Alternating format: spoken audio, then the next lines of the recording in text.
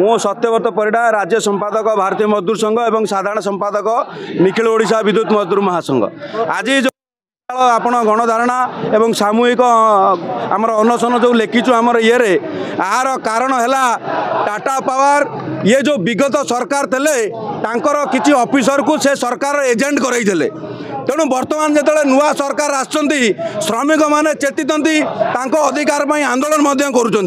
किंतु टाटार किसी अधिकारी आठगड़ केन्द्रापड़ार एमाने जो मैंने एजेंट साजिशि दलालगिरी करुँच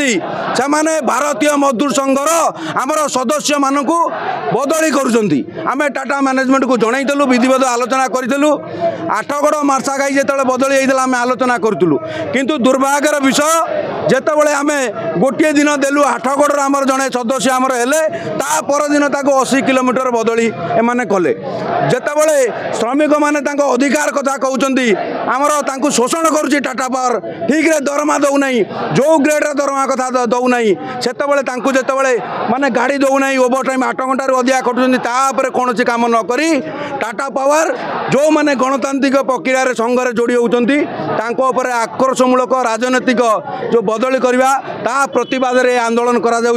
आमर दूरदूरांतर कर्मचारी आखापाखि 6000 अलरेडी हेले आउ 2000 कर्मचारी हे 8000 कर्मचारी संपूर्ण ये कार्यालय को आज ठप करेंगे जे पर्यंत आमर जो आक्रोशमूलक बदली आम भारतीय मजदूर संघ कर्मकर्ता कैंसल न कर टोटाली ऑफिस को घेराव करा बाहर को चढ़ाई दिया नहीं ना आलोचना आमर कि आमर पूरा सिंपल दाबी आमर जो आक्रोशमूलक आम सदस्य मानकर कर कैंसल कर एति आमर कौन आलोचना नहीं कैंसल कले आम उठी पलू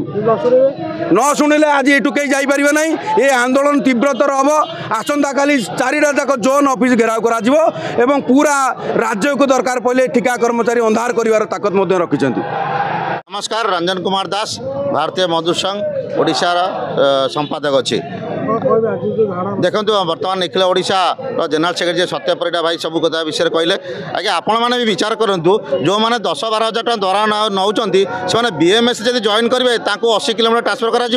जो ऑफिसर मैंने दीर्घ वर्ष 15-20 वर्ष रहा ट्रांसफर ना आज यही डिमांड रो जो मैंने ऑफिसर ये अच्छा खास करके ओडिशा बाहर कर आमर जो कर्मचारी अच्छा टाटा पावर जो मैंने कम कर सी परिवार खुशी रे ऑफिसर मान तुरंत ओडिशा बदली एठी जो अशांति महल होची शांति रे परिणत हम ऑफिसर माने दीर्घ वर्ष है बसीगला से माने ऑफिस टाटा पावर भावुं कि लाभ हम एवं कर्मचारी मान क्षति हम से नंबर रखापी से दीर्घ वर्ष रही श्रमिक मान हैरान कर कंपनी लाभ करने लगी से बहुत दुर्भाग्यजनक।